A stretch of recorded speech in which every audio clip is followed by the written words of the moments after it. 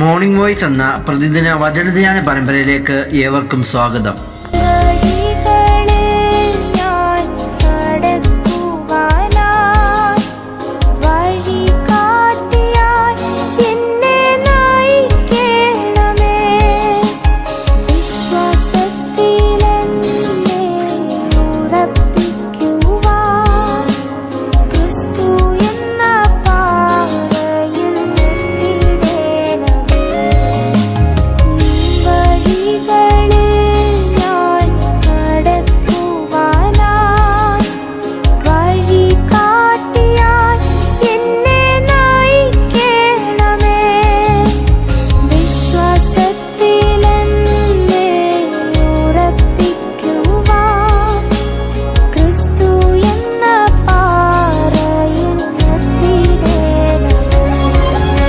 ഇന്ന് ദൈവവചനത്തിൽ നിന്ന് കർത്താവിന്റെ ദാസൻ വിനോദ് തോമസ് കോട്ടയം ധ്യാനചിന്തകൾ പങ്കുവയ്ക്കുന്നു.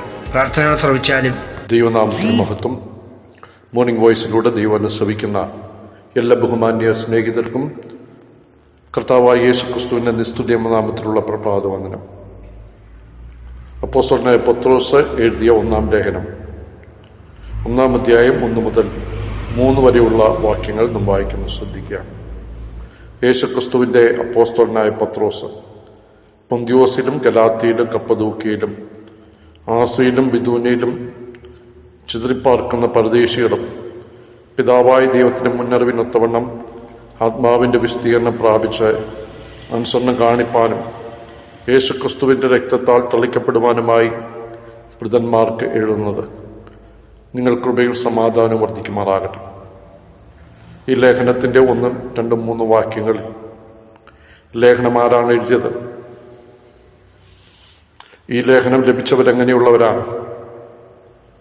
അവരുടെ ജീവിതത്തിൽ വർദ്ധിച്ചു വരേണ്ടത് എന്താണ് എന്ന് പറഞ്ഞുകൊണ്ടാണ്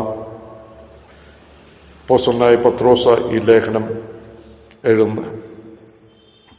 യേശുക്രിസ്തുവിന്റെ അപ്പോസ്തലനായ പത്രോസ് ഇതെഴുതുന്നത് അപ്പോസ്തലനായ പത്രോസാണ് എന്നുള്ളത് ഇവിടെ ഒന്ന് വളരെ വ്യക്തമാണ്.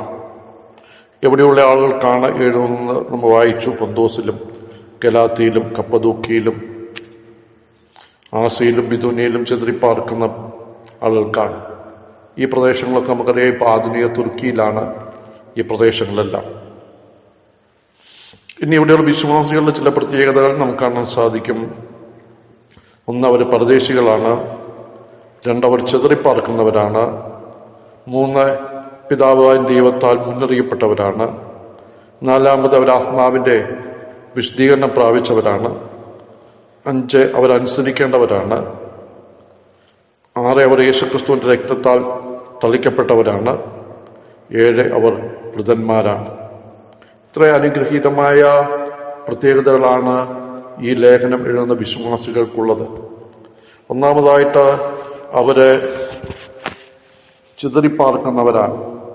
സാങ്കേതികമായിട്ട് യഹൂദന്മാരെ ചിതറിപ്പാർക്കുന്നവരെന്ന് യോഹന്നാൻ 7:35 യാക്കോബ് 1 കാണുവാനായിട്ട് സാധിക്കും. ഡയസ്പോറ എന്ന വാക്കാണ് ചിതറിപ്പാർക്കുന്നവർക്ക് ഉള്ളത്. എന്ന് പറഞ്ഞാൽ ഇതിന്റെ യഥാർത്ഥമായ ആശയം വിത്ത് വിതയ്ക്കുക എന്നാണ്. ചിതറിപ്പാർക്കുക എന്ന് പറഞ്ഞാൽ അവർ ദൈവത്തിന്റെ സാക്ഷികളായി, സുവിശേഷത്തിന്റെ സാക്ഷികളായി കർത്താവ് ആഗ്രഹിക്കുന്ന സ്ഥാനങ്ങളിലേക്ക് ദൈവം അവരെ ആക്കി വെച്ചിരിക്കുന്നു എന്നുള്ളതാണ്.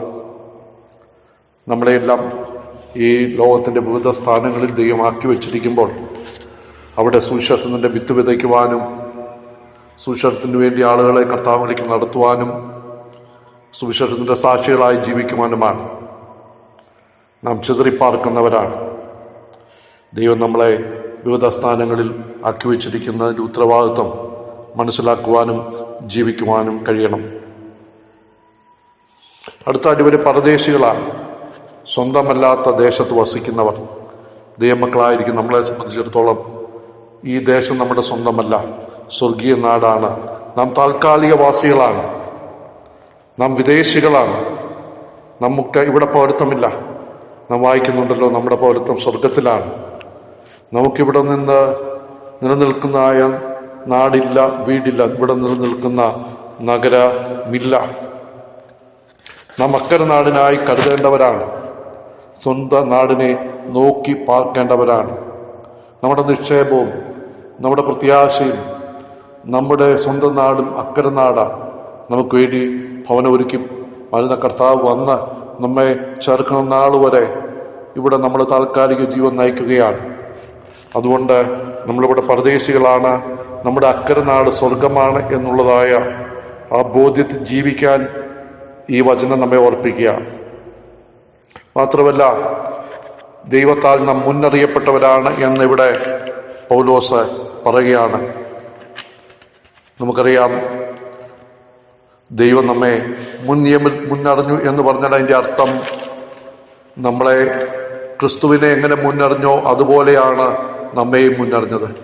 ദൈവത്തിൻ്റെ മുൻകൂട്ടി അറിവ് മാത്രമല്ല, ദൈവം ക്രിസ്തുവിനെ യാഗമാക്കുവാൻ എങ്ങനെ മുൻനിയമിച്ചോ അതുപോലെ വിശ്വാസിയെയും മുൻനിയമിച്ചു. അപ്പോസ്തല പ്രവൃത്തി 2:23 നമ്മളത് കാണുന്നുണ്ട്. ദൈവം മുൻകൂട്ടി പ്ലാൻ ഒരുക്കി. ദൈവം ശ്രദ്ധിക്കുക മാത്രമല്ല, സമയത്തിന് മുമ്പേ നമുക്ക് വേണ്ടി രക്ഷയൊരുക്കി തൻ്റെ രക്ഷാബന്ധം പ്രഖ്യാപനത്തിലൂടെ സ്ഥാപിച്ചു. ദൈവം മുന്നറിഞ്ഞു, മുൻനിയമിച്ചു. ആ നിലയിൽ നമുക്ക് വലിയൊരു ബന്ധത്തിലേക്ക് വന്നിരിക്കുക. നമ്മുടെ യോഗ്യതയുടെ അടിസ്ഥാനത്തിലല്ല, ദൈവത്തിൻ്റെ വലിയ കൃപയാണ് എന്ന് നമുക്ക് കാണുവാൻ സാധിക്കും. നമ്മളെ ആത്മാവിൻ്റെ വിശുദ്ധീകരണം പ്രാപിപ്പാനായിട്ടാണ് ദൈവം നമ്മളെ മുൻനിയമിച്ചത്.